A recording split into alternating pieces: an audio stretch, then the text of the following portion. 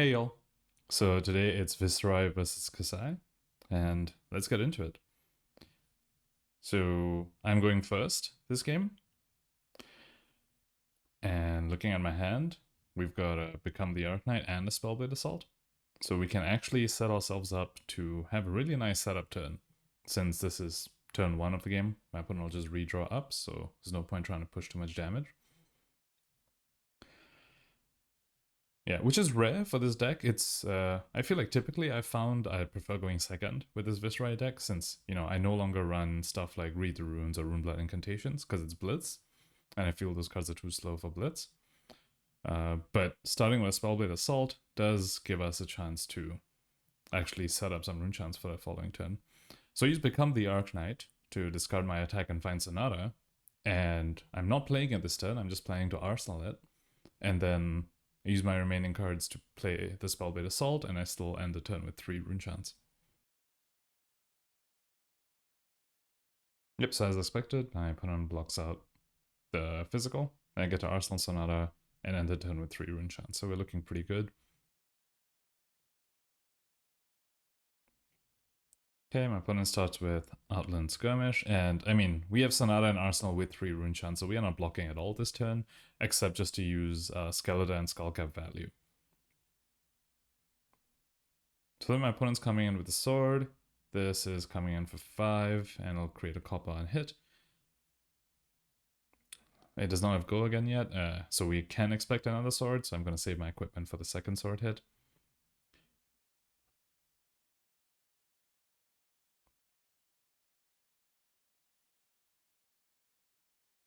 Yep. Then my opponent also plays a hit and run to buff this next sword. And now the sword is coming in for 7. Yep, so we go ahead and just put Skullcap Skeletor in front of it, because we know we're using Skeletor next turn. It's likely our opponent goes lower than us after we do a big Sonata turn.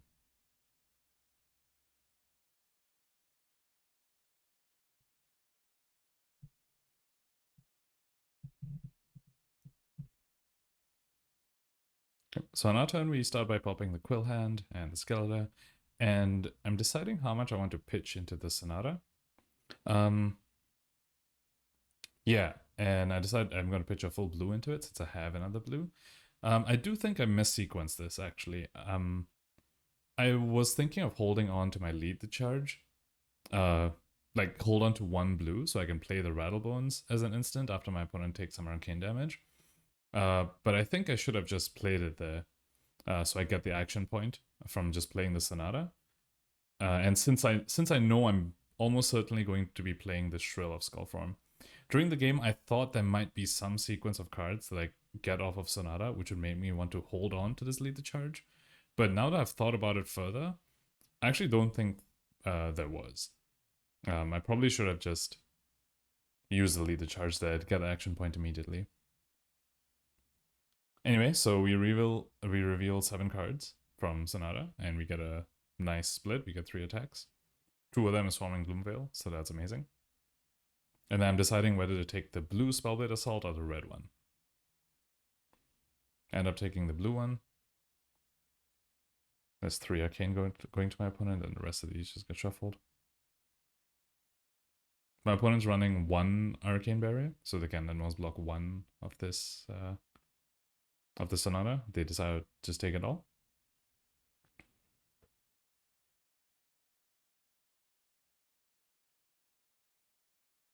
Okay, so now I played Lead the Charge, which, like I said earlier, I think I missequenced it.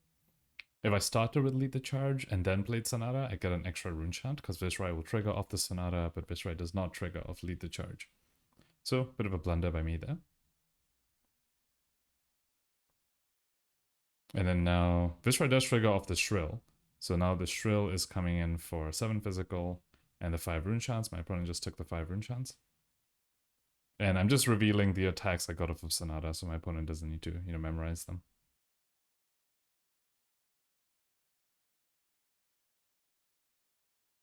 Yeah, my opponent blocks 6 and takes 1. Now this Gloomveil comes in for 1 and 4. Blocks 4 the physical, takes the 1 rune chant. Second Gloomveil also comes in for 1 and 4. And I block with Dynamos and a card, and they take the 1 Runechant. So now we have the option of playing Rattlebones and then still coming in with Rosetta. I choose not to do that because if I want to target one of my Gloom Veils with Rattlebones, I actually need to close the chain. So if I go ahead and close the chain so that I can target a Gloom Veil or Rattlebones, my opponent gets their equipment back. There's another 1 block from the Braces and potentially another 1 block from Courage if they want it. And with the last card in hand, I'm not threatening lethal anyway. So I'd much rather just save the Rattlebones for next turn, or some future turn. Where in case I draw a bad hand and I like need some non-attack, or need a way to get the Gloom Veil out of my graveyard, then I can use the Rattlebones.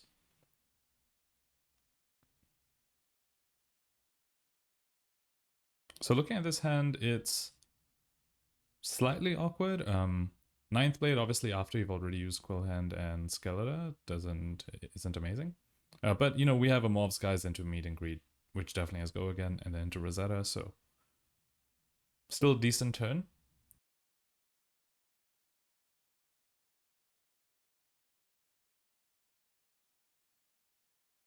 Yep, opponent blocks on a Meet and Greet, as they should, because that Meet and Greet was going to create 3 Runechants on hit. And then Rosetta's coming for 1, 2, and 2. Yeah. Opponent takes 3 Arcane and blocks the physical with a card. So now they only have 3 cards total, so and that 1, so as long as we swing Rosetta, they should be dead. So we're feeling pretty good about our chances here.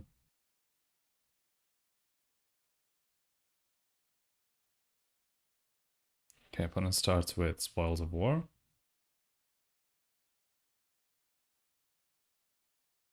And then they come in with a sword. This is coming in for 4.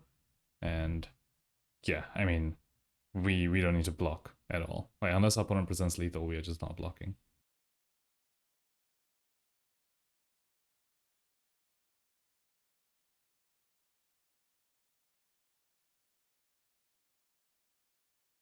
Okay, my opponent uses Sharpened Steel, and they also use their Brave Forge Braces, so this save is now coming in for 6.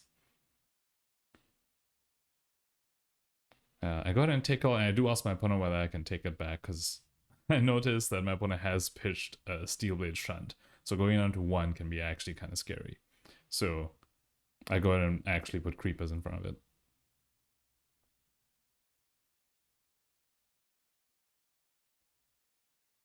I mean, it's unlikely that my opponent survives till the point where I get to swing Rosetta, but still, there's, I know with my hand I'm not going to be using the Creepers, so might as well just block with it. Okay, so I do a bit of an interesting sequence here, just to guarantee that even if my opponent blocks out, there's just absolutely no way to survive. So I start with the Lead to Charge, and then I do Rattlebones, so I have 2 action points. And I target Spellbait Assault with the Rattlebones. I mean, since my only attack in hand was a Rune Flash, I knew I'm targeting something with the Rattlebones. I just want to maximize the damage I could do. So I pitched the Yellow Morbid Skies to play the Spellblade Assault, and I use 1 of my action points. I still have 1 remaining. Now I create 3 Runechants on the back, which means my Rune Flash is going to be free, and I'll still have 1 floating for Rosetta.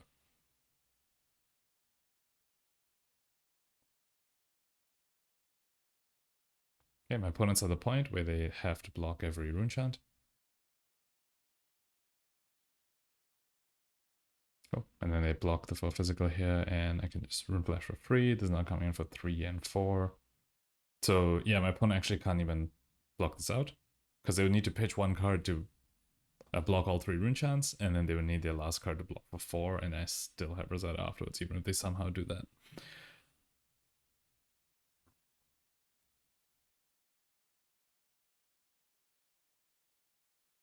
Yep. So yeah, we call it here, and that was game number 1. Okay, and on to game number 2. This time my opponent's going first.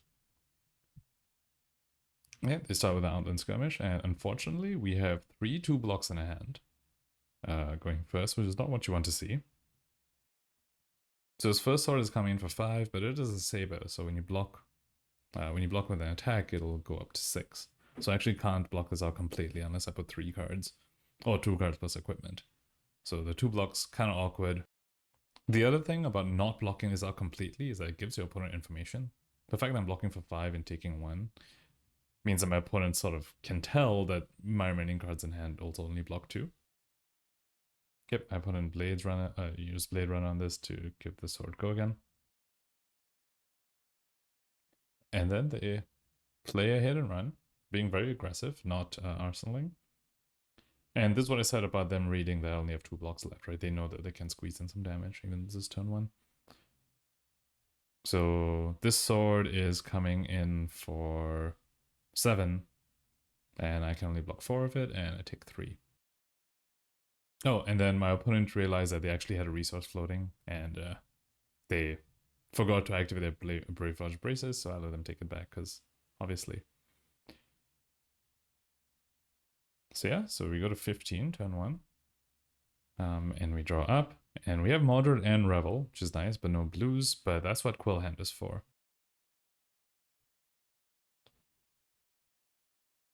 Yep, so we start with Moderate Tide, go ahead and pop the Quill Hand, get 3 Rune Chants.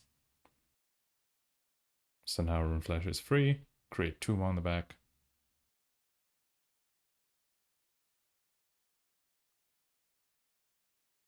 Opponent takes 3 Rune Chants. And they take 3 physical, they block 1 with the Dynamos. Then we go ahead and Revel, this brings us up to 9 Rune Chants.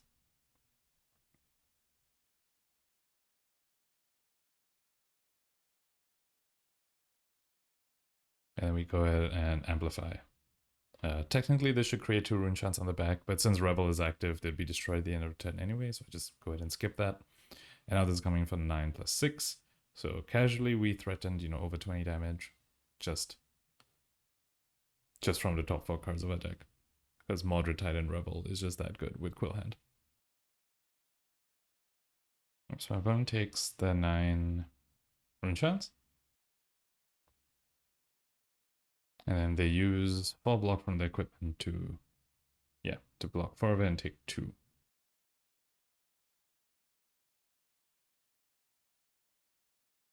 Cool. Then we go ahead and draw up, and here is where things start to go wrong for us. So in the first hand, we had a Rune Flash and Amplify, you know, stuff we can't play unless we have Rune Chants. And now we have Amplify Ninth Blade, again, stuff that we can't play unless we have Rune Chants. And we've already used our Quill Hand. So here's where things get kind of awkward. And my opponent managed to keep their whole hand despite us presenting that much damage because, you know, they're warriors, so they have a really good fridge. So we start with a Slice and Dice. And they come in with the Saber. And the Saber currently does not have Go again. So, you know, definitely can't block this because they might have a Glint to give it Go again, and then I would have let my opponent draw a card for no reason. Yep, so I go ahead and take the 3 and they Blade Runner.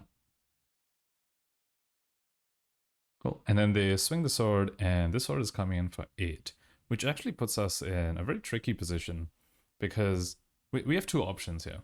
Either I block 6 of this and then just keep a blue and amplify in my hand, so then I pitch the blue to amplify them, and that'll just take 1 card out of the hand, because the Dynamos will refresh at the end of this turn.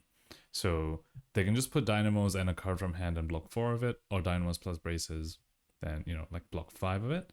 So I'll only take 1 card out of my opponent's hand next turn, and they will still have Courage of Bladehold with all the copper, with, you know, 2 extra copper that they're going to get from the end of this turn. So that's the first option. The other option is I keep my entire hand and go to 4, and then I pitch to play Oath of the Arknight, and then pitch to play Amplify the Arknight, which would mean I would come in with for 1 Rune Chant and 7 physical, which would either take 2 cards from my opponent's hand, or 1 card plus their Courage. So yeah, so those are the 2 options here, and honestly, they're both not amazing options. Okay, so I go ahead and take the riskier option, I would say, where I go to 4.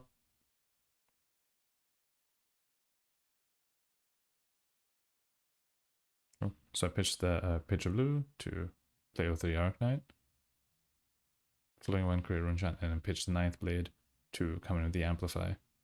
So this is now 1 Rune Chant and 7 physical. So like I said, this will be either 2 cards from my opponent's hand or 1 card and all their equipment, including the courage.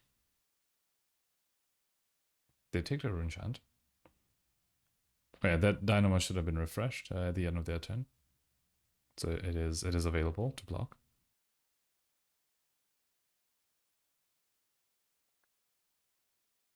Yep, so they go ahead and just elect to lose their courage and just give me 1 card. And part of the reason that I took this riskier route is also that I do have my entire fridge still available. Subscale, Skullcap, and Creepers. All the Skullcaps only ever going to block 1 now. And then they start the turn with a cash in, so that's pretty big. So despite me going down to 4 to try and limit the number of cards they have, they still manage to draw back up. So that's the scary thing about letting Kassai have too many coppers, right? And then they also followed up with a blood on their hands, despite only having 1 copper still. And that is the downside of going down to 4, right? They can, go ahead and play this blood on their hands. It's even though it's only 1 copper, it's still very scary for me because I'm at 4. So they chose go again for the next weapon swing.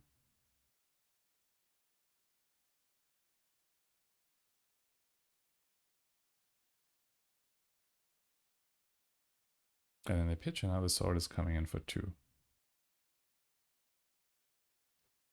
Yep. So I just block with my Skeletor. Since they gave it go again, I'm expecting a second swing, and that's when I plan to use the cards to block. My opponent reacts with an out for blood. And they also react with a route. So we actually got double attack react there. So even if I blocked with 1 card here, the route would have meant that my opponent still had lethal on me. So yeah. We had a really good start. Our turn 1, we managed to threaten 20 damage. But then that second hand really set us back very far behind, and that unnecessary risk I took. Well, actually, it's hard to tell how bad the going down to 4 was. On the one hand, going down to 4 against Warrior, as you saw there, just means double attack reactions and you just die. On the other hand, my opponent, I would have been higher life, but my opponent would still have their courage. So, and as we saw, they drew cash and blood on hands the turn after that. So it still could have been pretty bad, like if they had other stuff aside from double attack reactions. So it's a bit hard to tell, but I think my main takeaway from this game is that the deck has issues.